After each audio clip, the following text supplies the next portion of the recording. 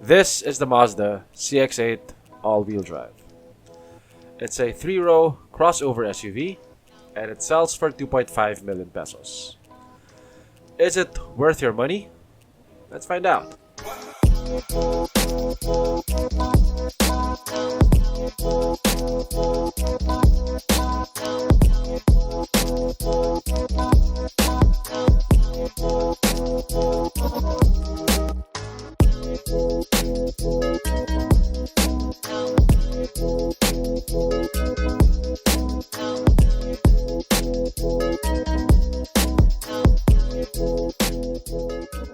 European car manufacturers have had unified design languages for a while now.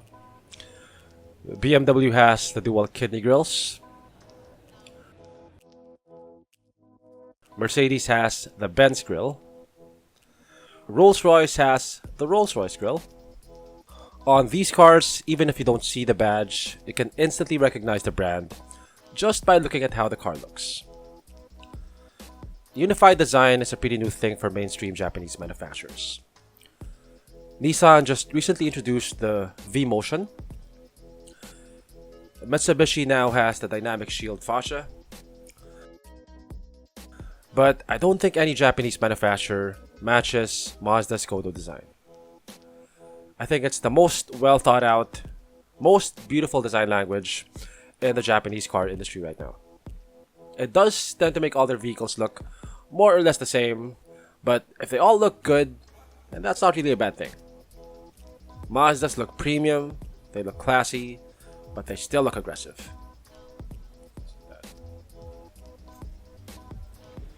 As expected, the CX8 features Mazda's updated Kodo design. It looks like a smaller CX9, or a larger CX5, or a lifted Mazda 6, or a slightly bigger lifted Mazda 3. Yeah, from the front, it's getting pretty hard to tell them apart. The CX8 has presence to it. It has fluid curves, it has flowing lines, and it just has the right amount of chrome accents, and in the right places. And it's also just large enough to look somewhat imposing. The CX8 slots in between the huge CX9 and the compact CX5 in terms of size and pricing. It is far more refined compared to other crossovers like the CR-V and the RAV4. Perhaps its closest competition would be the Santa Fe, which is also a mid-size 7-seater crossover. I'll do a comparison later, but for now, let's talk more about the CX8. Here in the Philippines, the CX8 will come in two variants. This one right here is the top-of-the-line all-wheel drive 6-seater variant. It's a 6-seater because it has captain seats at the second row. It sells for 2.45 million.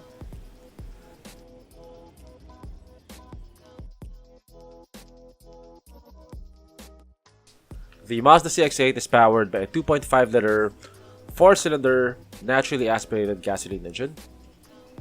It produces 187 horsepower at 6,000 RPM and 252 Newton meters of torque at 4,000 RPM. It is coupled to a 6-speed automatic with sport mode. Considering how popular diesels are in the Philippines, it is surprising and also a bit disappointing that Mazda isn't offering diesel variants for the CX-8 in the Philippines. In Australia, they have diesel variants for the CX-8. I'm not sure if those will ever reach our shores. I hope they will. But for now, we only get gasoline-powered variants.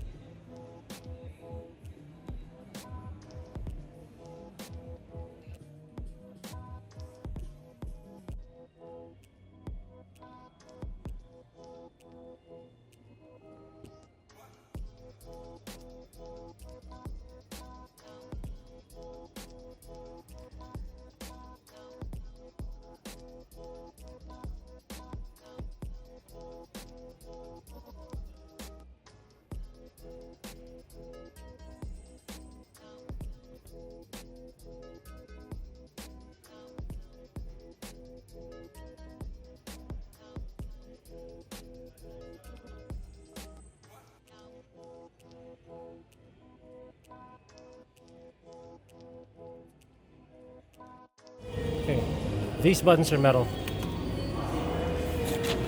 Okay, just for you to point that out. So this is the interior of the Mazda CX8. It has the same dashboard as the Mazda 6. This is a very upmarket looking interior. Everything is soft padded, high quality materials. Aluminum. It's aluminum. You don't get the aluminum buttons on the CX30. This is faux wood, I think. Could be real wood, I'm not sure. All the buttons feel expensive. They have a satisfying click to them. Except for these buttons, which feel a bit spongy. The steering wheel is leather covered. You have controls for the cruise control, your hands-free operation, and your infotainment screen. The only surfaces that are not covered in soft touch materials are here at the bottom. This is plastic. Plastic. The seats are leather covered. The car has a Bose sound system. You have a leather covered armrest here. It's very thickly padded, and it splits at the middle. Over here you have two USB ports, one aux jack, and one SD card slot. Even the inside of this compartment is covered in velour. And also, check out the glove box. It is dampened, and the inside is also covered in velour, man. This one doesn't have a sunroof. Okay, so both the driver's seat and the passenger seat are power operated, but only the driver's seat has a memory function. This is piano black plastic, but currently it has this white protective cover. The vehicle has an electronic parking brake with auto hold. This is a 6-speed transmission with manual mode.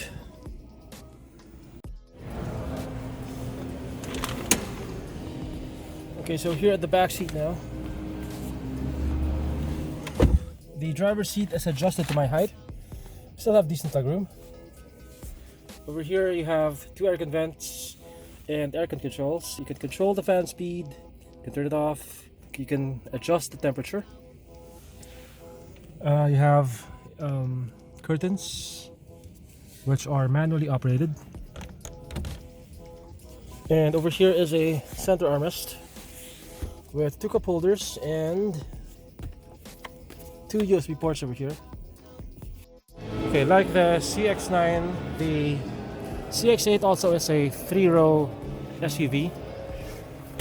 Let's check out if we will fit in the third row. Okay. I hope I don't get stuck here. Okay, so as expected, it's pretty tight. My head brushes against the roof. Also, knee room is very limited, but this should be expected from an SUV of this size. You got two cup holders over here, and that's it. The windows are pretty tiny. It feels pretty claustrophobic in here. Competition.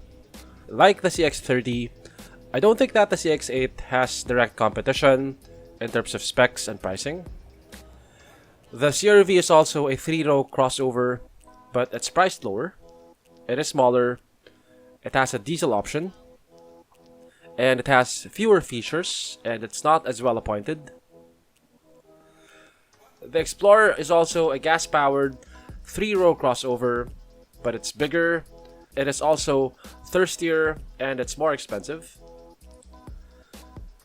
The Santa Fe is probably its closest competition when it comes to refinement, size, and pricing. Like the CX8, the Santa Fe also has a premium interior. It has plenty of gizmos and active safety features like a 360 camera. It has lane departure warning, rear cross traffic alert. It has blind spot monitoring. To top it all off, it also has a diesel engine. And the top spec variant is only more expensive by about 100,000.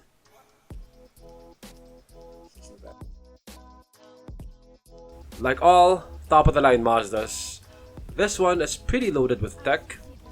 It has adaptive cruise control, it has lane departure warning, it has rear cross traffic alert, it also has a 360 camera.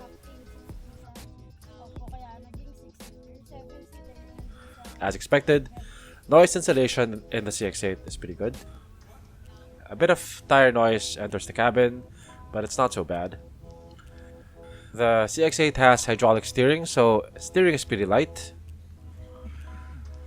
The CX8 has Mazda's iStop system, which automatically turns off the engine when you're at a complete stop, and then it turns the engine back on again when you step on the gas. It is almost seamless, unless you're paying attention. You probably won't notice the engine turning off and then turning back on again. You can turn off the feature if you don't want it. The suspension seems to be on the soft side. Ride quality is pretty good, although on the corners it is not as nimble as the CX5, although that should be expected because it is a much bigger car. Mazda seems to be dancing to its own tune recently. They consistently make high quality products without paying so much attention to the pricing of its supposed competitors. The obvious downside to the CX8 is that it's priced pretty high compared to other Asian crossovers in the market. But it is pretty cheap compared to BMW, and in terms of quality at least, it seems to be competing with European luxury cars. It is easy to say, buy the CR-V. It is more affordable, and it's a diesel. But buying a car isn't always about comparing spec sheets. The CX-8 might not be the most cost-effective crossover, but for those who are really discerning when it comes to refinement, it might be worth a look.